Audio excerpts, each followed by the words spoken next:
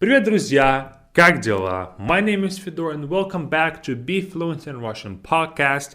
Today, let's switch up a little bit. Again, we did the songs past two episodes and I want to switch into a new thing and talk about how to make Russian more fun, how to make Russian less boring for people. We've seen this happen a lot with people who join our Be Fluent camps, Be Fluent classes. Of course, because of the nature of how we teach on YouTube, we get people who are enthusiastic and are easygoing to join our programs. I don't see as many people who are on the other side of things, who are learning in the school, who are learning, let's say, with the books, with theory books, with grammar books, etc. So by the nature of our work, I don't see people who are doing the Russian the boring way too much. Because we simply, our language lessons are pretty easy to understand. They're on YouTube. If anything, people who watch us understand how we teach. So we get people to join our programs who kind of are familiar with our approach to teaching. It's more fun, relaxed, a bit more practical than a regular book would give you or a regular class at a university would give you. So by keeping in mind that the fact that people who might hear this podcast, maybe it's a new person who is just joining and they're looking for the specific topic of making their Russian more fun. I want to highlight a few things, a few concepts, and then talk about a few practices that will help you guys make it a bit more fun for yourself. So, first things first, keep your enthusiasm. Keep your enthusiasm when you start until you finish. When you first get into Russian, maybe you have a friend who is Russian, a husband or wife, a family member, I don't know, maybe you just simply are interested in the culture of Russia and Russian language and you want to master it and you want to speak to Russians across the world, right?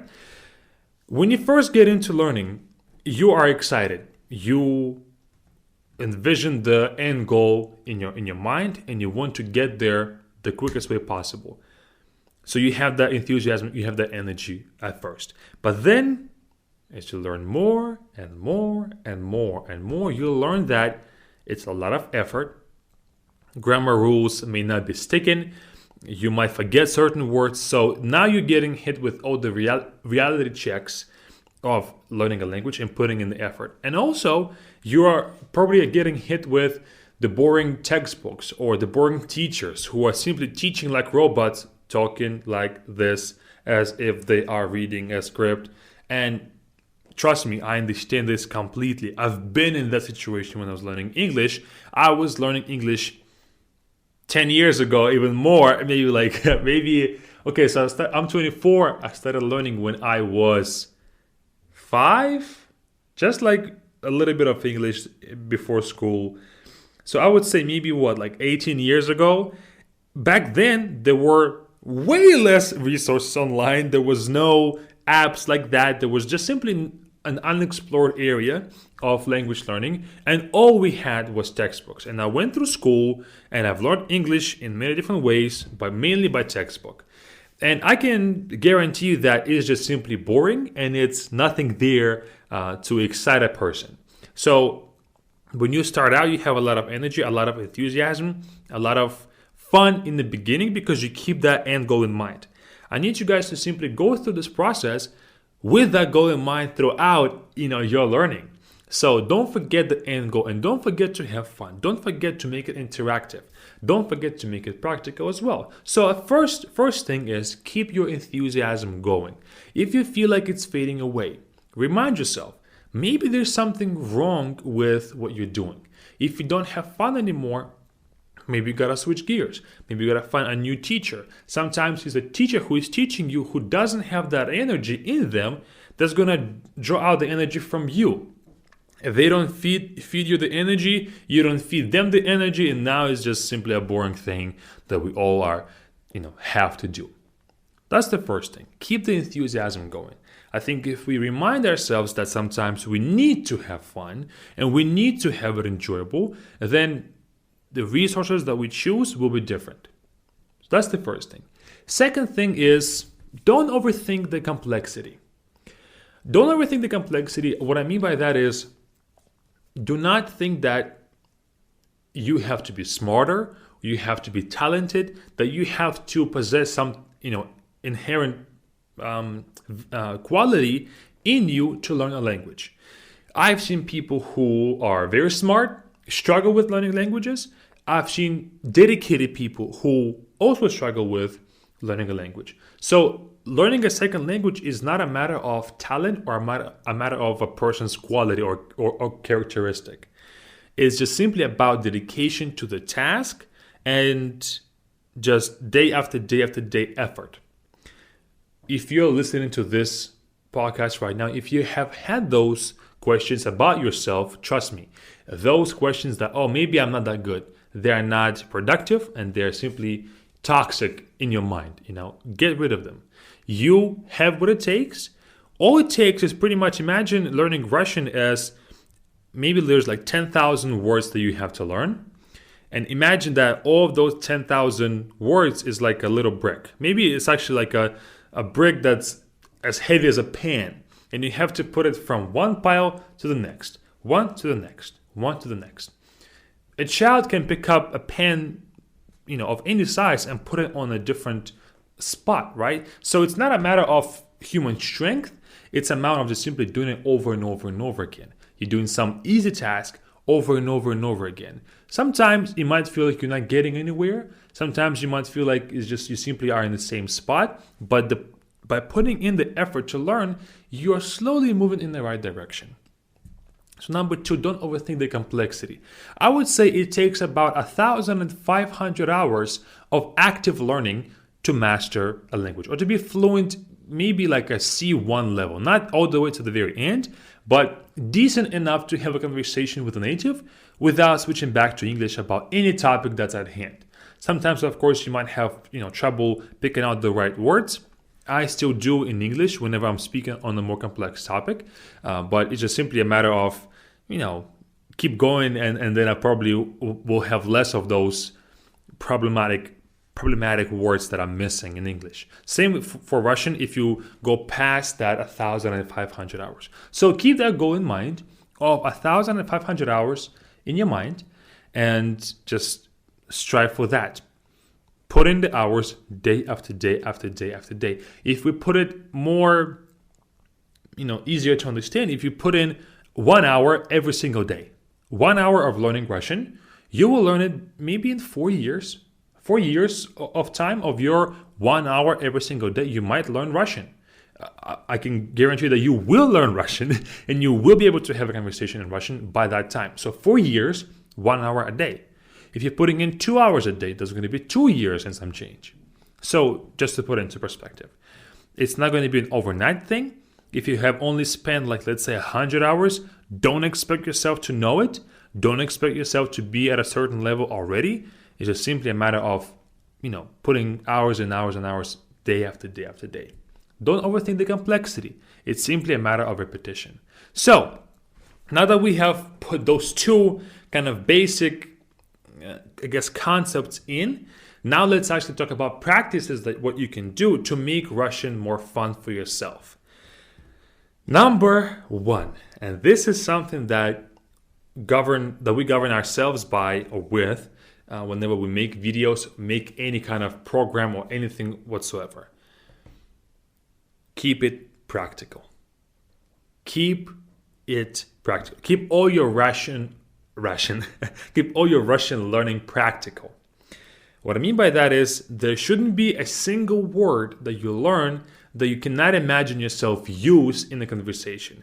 There shouldn't be a single rule that you don't absolutely need to learn right now to speak Russian better. For example, number 1, the most popular mistake that a lot of students make, a lot of teachers make as well, is that people learn cases first.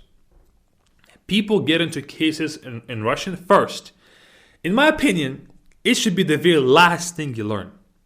Cases. Because cases, they're huge. There's so much information about them. For you to master cases, you have to spend maybe 200 hours with it. All the endings, all the usages, all the exceptions, all the different words that form different endings as well. There's a lot of complexity. But number 2 is that cases or using correct cases 100% of the time won't help you communicate that much better or won't help you express yourself that much better. For one reason and one reason alone. It's just simply the endings. You have to know the word itself that makes sense or that means something. The ending is just the way it connects with other words. So cases help us connect words together in a way that is going to be more fluent. But it's not an absolute requirement to make a good sentence. You can get all the cases wrong all the time and still make a lot of sense. So cases don't help you make sense almost at all. But teachers, for some reason, give it to students. Students get into it because they have nothing else, because the first chapter of the book is the cases, right? And that's a complete mistake. So keep it practical.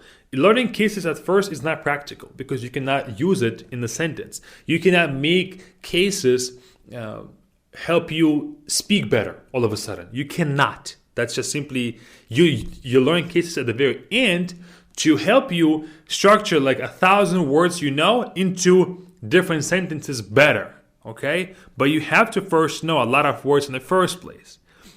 So that's the first thing. Keep it practical. All the words you learn, practice them. Maybe all the words you learn, put it in the sentence. Speak. If you have a person that you can speak to on a daily basis, that's amazing. You can speak that word to them. You can make a sentence with that word to them.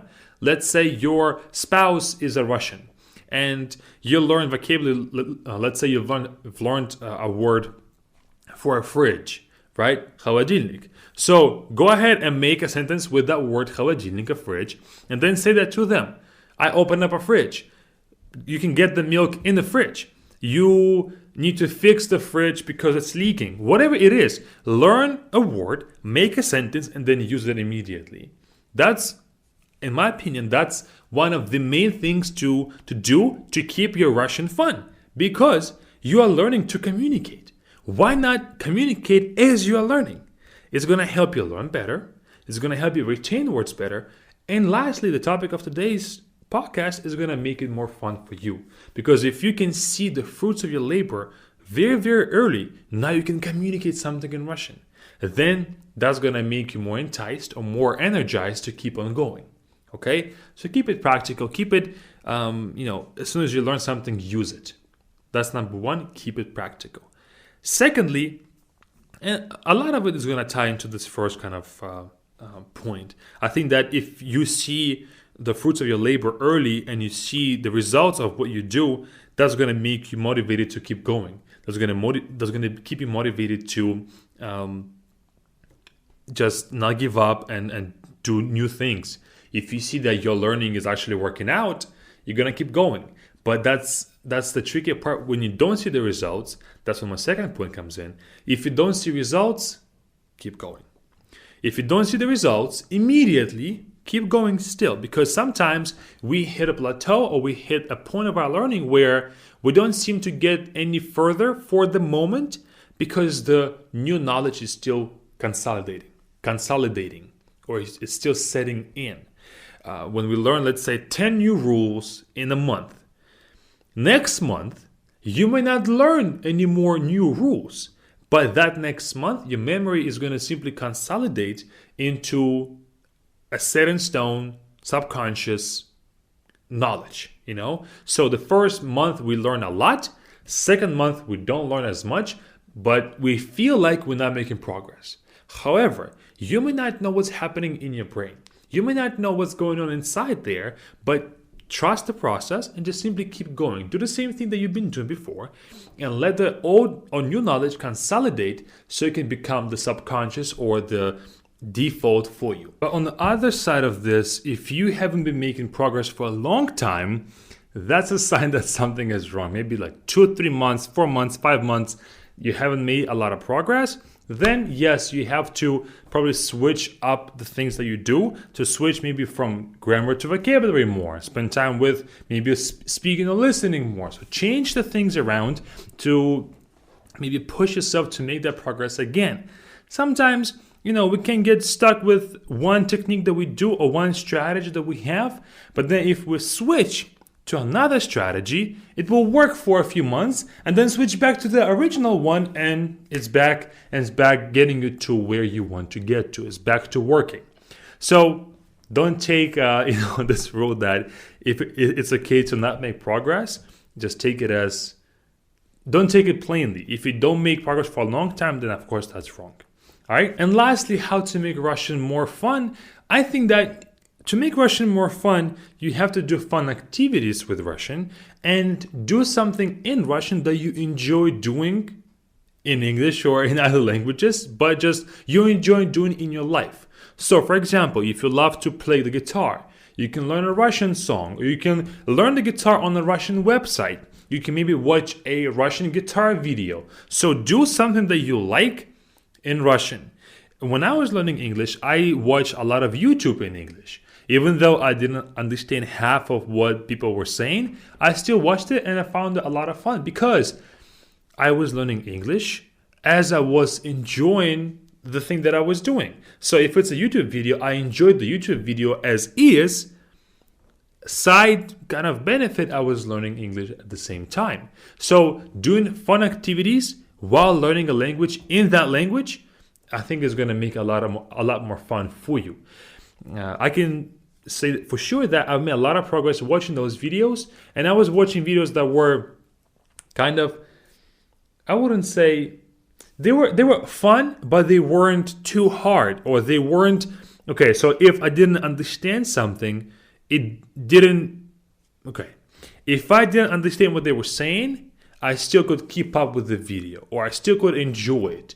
Maybe it's a gaming video. There's still a game going on, right? Or if it's a show that it's not too heavy on meaning or logic, it's something more casual. So those videos help me a lot. Of course, if you're watching an interview, that's where language is 100% important. But in gaming, for example, language is way less important, right? Maybe like 10% important. But then also in the gaming stuff, you would see what happened on the screen and you understand the reaction that the person had. So you might even pick up the language from the context clues, from the emotion. You see the body language and they said something, and then you might understand what they said from just the non-verbal language. So yeah, those are my pointers. I think that most importantly, what helped me a lot is when I saw the results of my effort. I saw the fruits of my labor. I saw that I can understand English, I can read English and enjoy it, I can watch English videos, I can have fun with English because now I understand it more. As soon as I saw the results, that's when it was easier for me from that point on. So that's all that I have for you guys today. I hope you enjoyed. If you do something else too, if you have had time when you didn't have as much fun, but then you switched up to another thing, share that in the comments or email us. Find us on Instagram or whatever, so you can share your story with us as well. Maybe we can share with others too. That's all. I'll see y'all in the next one.